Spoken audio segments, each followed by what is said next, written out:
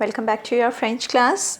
In this class, we'll see how to use adverbs in sentences. Now, as we know that adverb is a word that tells us more about a verb, an adjective or another adverb. Okay. Now, for the formation and placement of adverb, please go to the above given link. Now, here we'll see how to use these adverbs in sentences. Most of the adverbs are written after the word they modify. Like here in the first example, Nathalie chante bien. Now this statement is answering how Nathalie sings. Nathalie chante bien means Nathalie sings well. Now bien is an adverb and we are going to place it after the verb chanter. Here we have used the conjugated form of chanter, chante. Now comes the next example, il marche vite. Now it means they walk fast.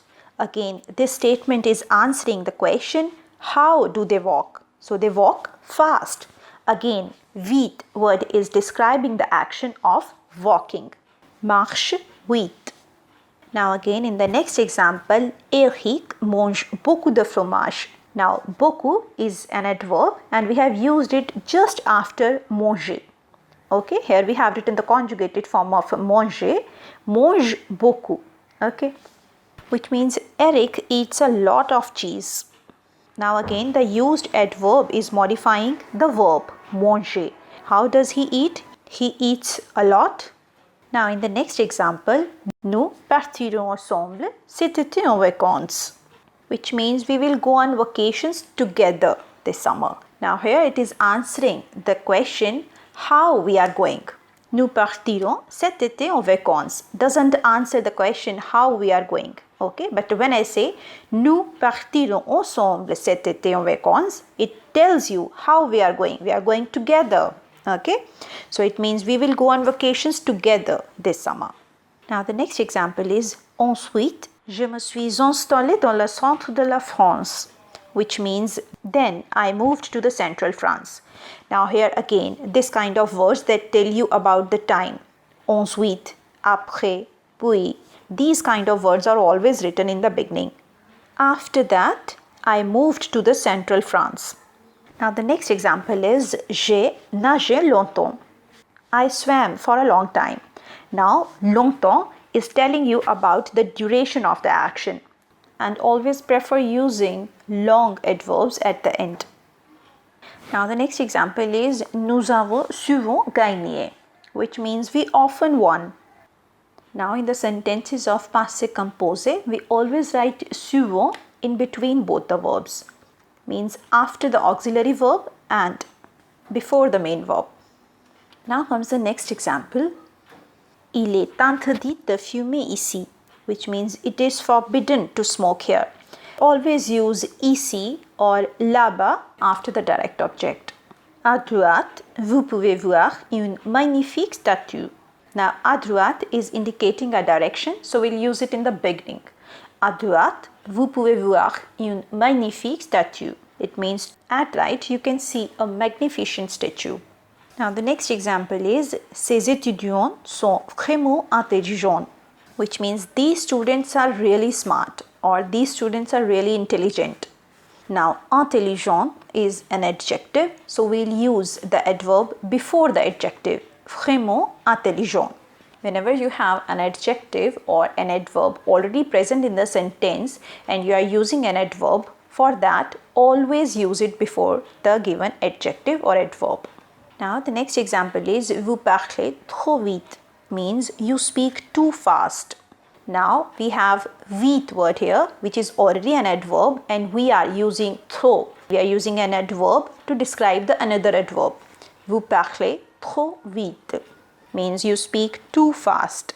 Certains candidats ont répondu excellemment, which means some candidates responded excellently.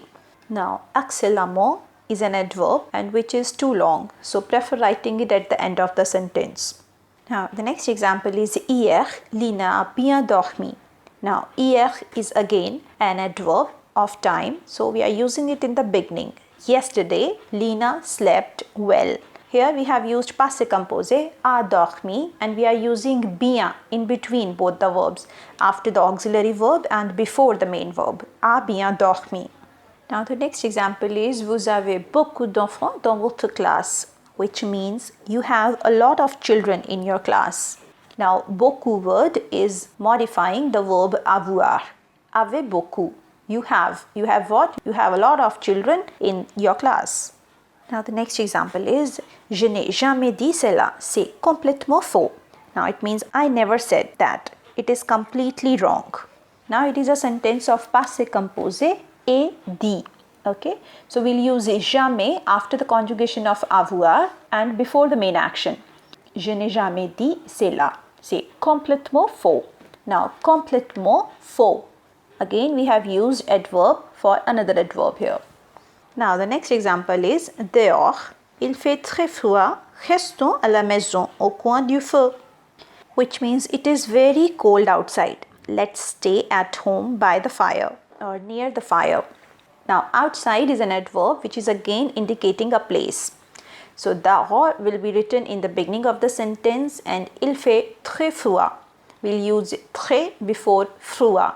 Okay, like it is cold, it is very cold. Très froid. Okay. Now comes the next example. Je suis sans doute trop impulsive, which means I am probably too impulsive. Sans doute.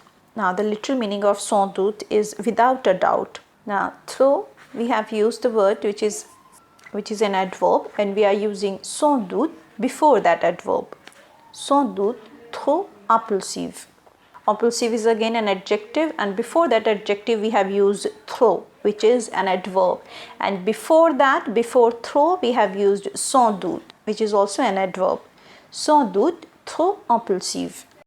Now the next example is Nous avons étudié sérieusement pour réussir cet examen, which means we studied seriously to pass this exam. Now sérieusement again is a long adverb which we are going to write after avons étudié. Nous avons étudié sérieusement. How we studied? We studied seriously. Now comes the next example. Vous avez certainement entendu parler de cette histoire, which means you have certainly heard of this story.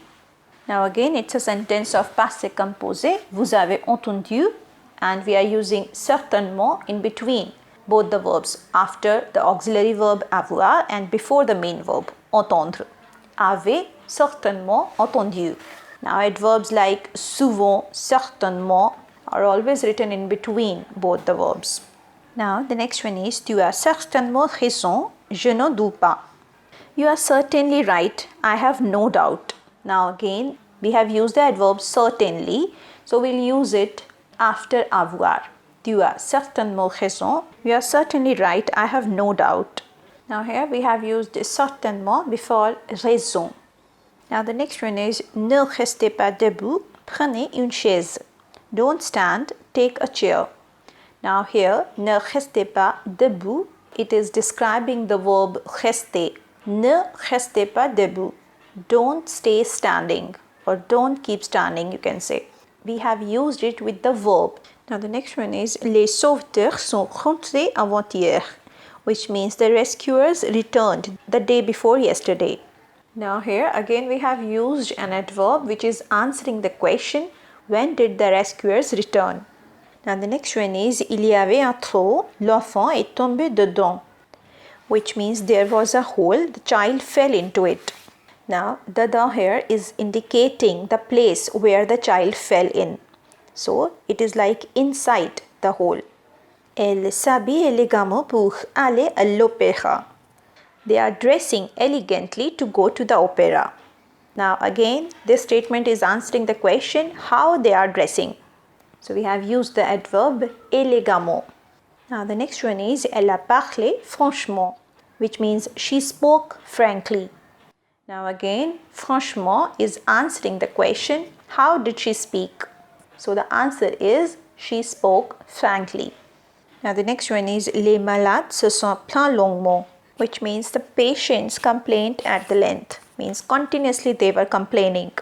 Now the next one is je n'ai nullement l'intention d'aller à cette réunion, means I have no intention to go to this meeting.